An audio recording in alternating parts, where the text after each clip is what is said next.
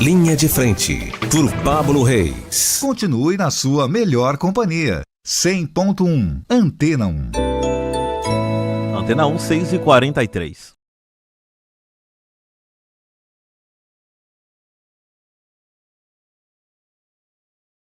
E eu vou trazer para aqui, por intermédio de Luane Ribeiro, que produziu, talvez a maior discussão de saúde pública, mental, emocional que o mundo precisa. Como é que está seu sono? 100% das pessoas se interessam por esse assunto. E se seu sono estiver bem, estiver ótimo, 100% no padrão, me dê a dica que eu também quero saber e todo mundo que está ouvindo. É rapidinho, a gente já volta no Linha de Frente da Antena 1. Linha de Frente, por Pablo Reis. Continue na sua melhor companhia. 100.1, Antena 1. Antena 1, 6h43. Linha de Frente. 6h45, como é que tá seu sono, rapaz? Se você tá dormindo bem, você gostaria de ter mais qualidade na hora de dormir, você acorda sentindo que um caminhão passou por você, ou você acorda disposto, renovado, já dando bom dia mundo, bom dia vida, bom dia sol? Como é o seu perfil do sono? O meu perfil do sono é assim, é bem quebrado. Eu durmo, acordo, leio um pouco, acordo 1h da manhã, leio um pouco mais, e depois acordo 4h30, aí já não sei se eu vou dormir, se eu vou pra academia. Eu gostaria de melhorar meu sono e quem sabe, depois dessa conversa aqui, eu tenho dicas, assim como você que está me ouvindo, sobre como melhorar esse aspecto tão importante da nossa vida, que é o sono. Dessa maneira eu converso com Anderson Pereira, que é dedicado à psicologia clínica há pelo menos 18 anos e possui pós-graduação em neuropsicologia clínica, em saúde mental, em terapia cognitivo-comportamental, que é TCC, psicofarmacologia, e agora está trazendo para a gente a neuropsicologia do sono, inclusive com o livro aqui, com a literatura que ele fez questão de trazer. Seja bem-vindo, Anderson, aqui ao Linha de Frente, é satisfação te receber. Maravilha, digo mesmo, satisfação para todos os ouvintes da Antena 1, Pablo, a Luane.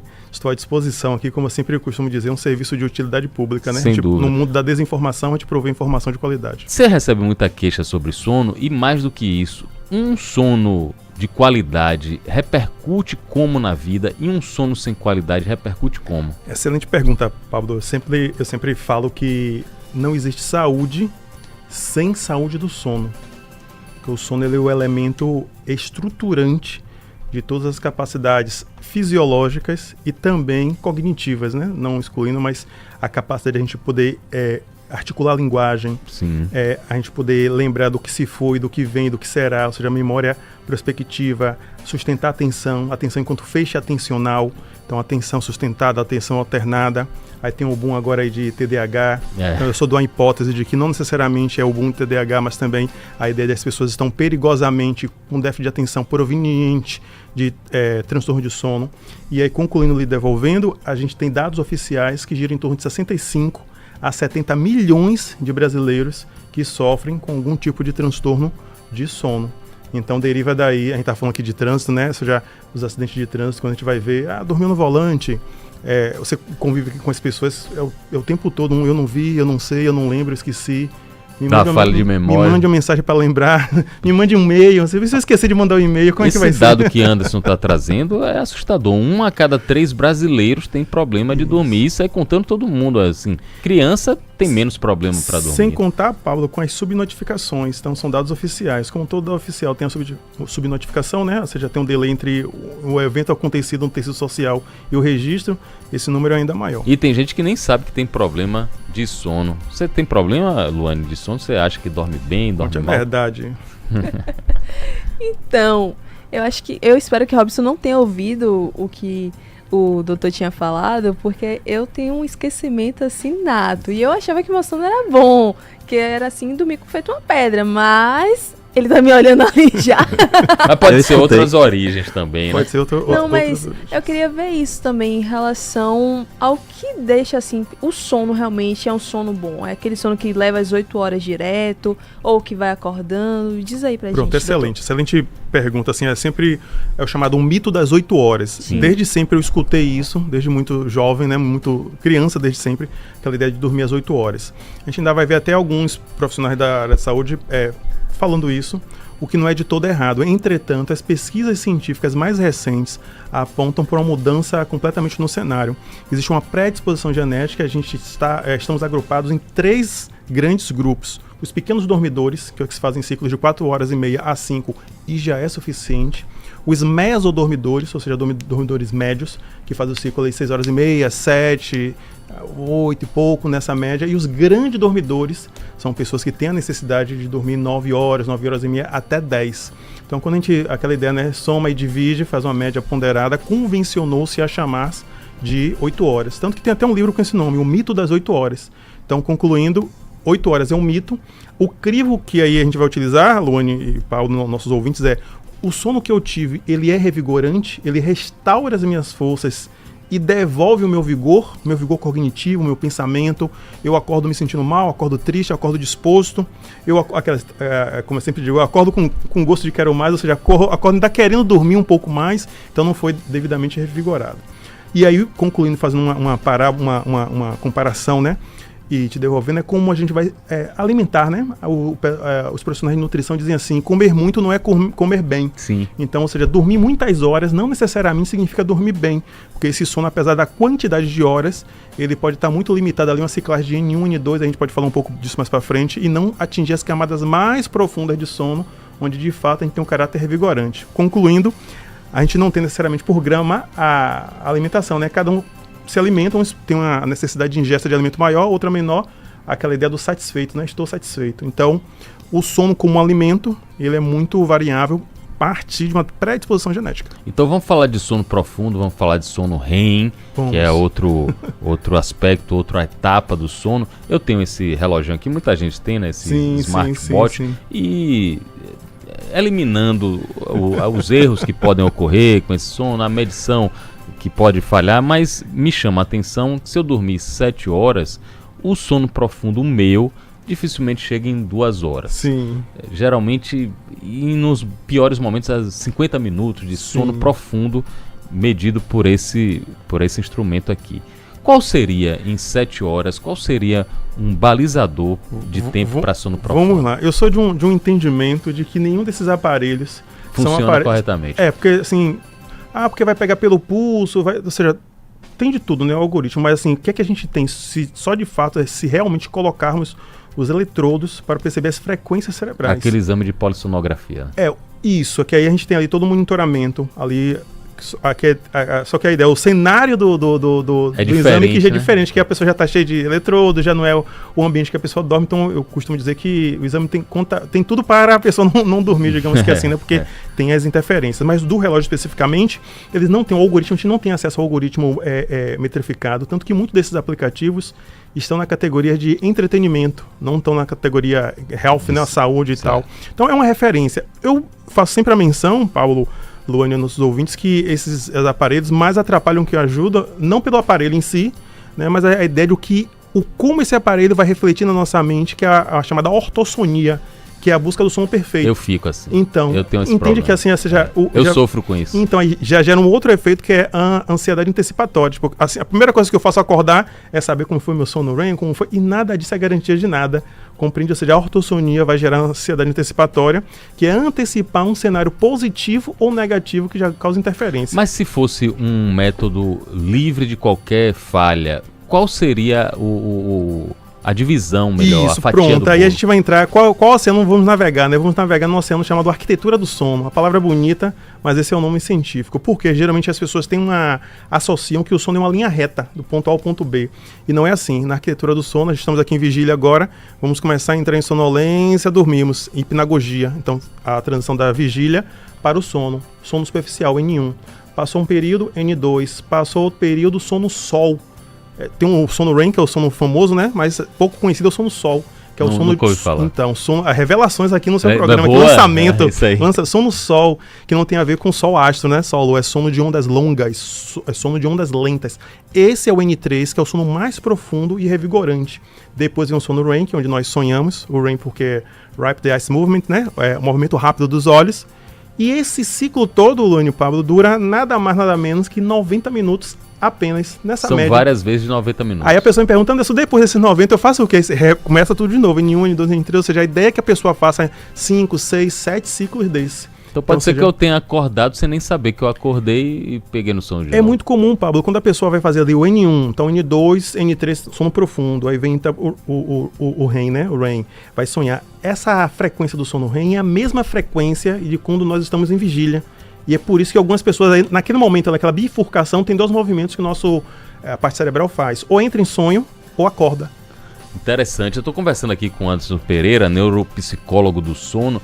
E, ô Luane, eu quero fazer essa pergunta porque eu posso usar até hoje, de noite, mais Aplicação tarde. prática. Depois do Arato Notícias.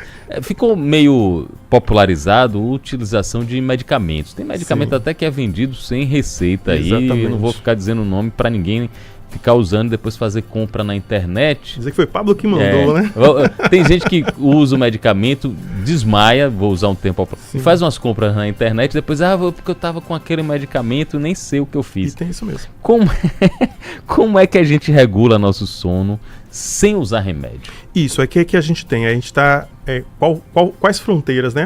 A gente está nas fronteiras de que existe o tratamento medicamentoso, que ele é consagrado, útil e válido, porque existem transtornos psiquiátricos que geram insônia, existem deficiências hormonais que geram insônia, existem deficiências nutricionais, Paulo, que geram insônia, dos mais diversos.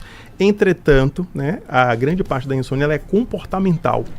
Então, o tratamento medicamentoso ele é útil e válido quando existe um CID específico, uma patologia identificada e o tratamento padrão. Entretanto, o outro tratamento que é o não farmacológico. Então, o tratamento não farmacológico, que é a reabilitação neuropsicológica para o sono, que é reensinar esse cérebro a dormir, porque ele já dormiu. Ou seja, o nosso cérebro ele tem uma estrutura chamada SARA, que é o Sistema Ativador Reticular Ascendente, que ele está o tempo todo captando pistas ambientais para buscar temperatura, segurança, o tempo todo se monitorando. É quando a gente está ali no GPS, que diz assim, recalculando rota. Sim. Então, o tempo todo recalculando rota. E quando a pessoa entra em insônia, e aí concluindo e devolvendo, é porque houve uma assincronia entre relógio biológico e relógio social. Então, socialmente é 3 da manhã, só que biologicamente, porque está desregulado, ainda é 3 da tarde, não vai dormir. Então, essa assincronia entre relógio social e relógio biológico é um dos pilares da insônia que se gera.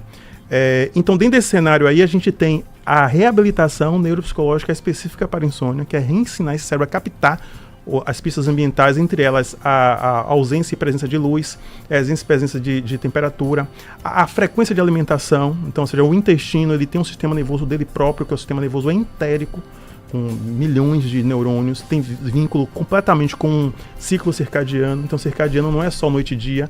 Aí tem ciclo circadiano, Luane, tem ciclo ultradiano, tem ciclo infradiano, assim, das demais frequências, né, de sono.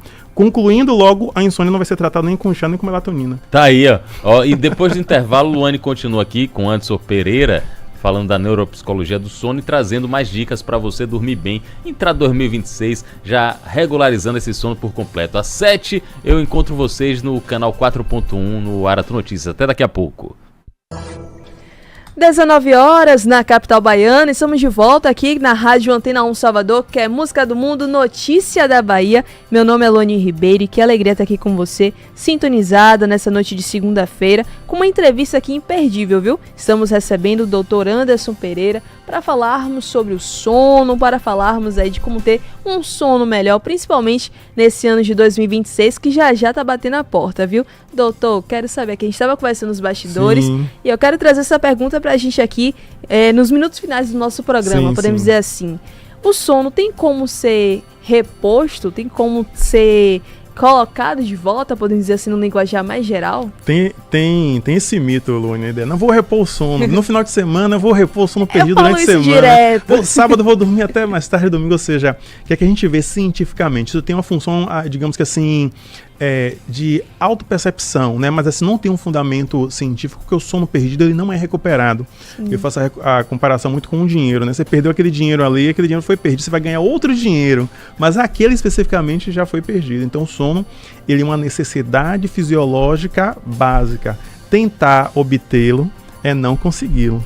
Então, ou seja, por isso que é importante respeitar, né, aquelas fases ali como um avião, né? Perdeu aquele voo, você vai pegar outro voo, mas aquele avião mesmo você não embarca vai mais.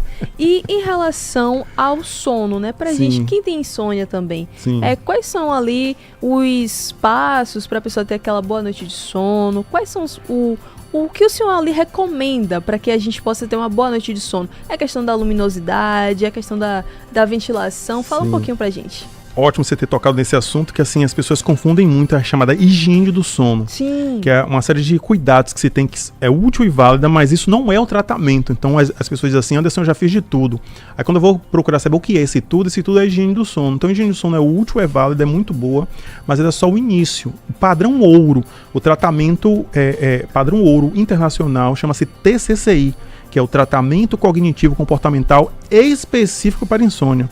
Então, a primeira linha de tratamento para insônia não deve ser medicamentosa, deve ser comportamental por meio da TCCI. A gente tem a classificação internacional dos transtornos de sono, que já foram catalogados, mais de 50 a 60 tipos de transtorno do sono.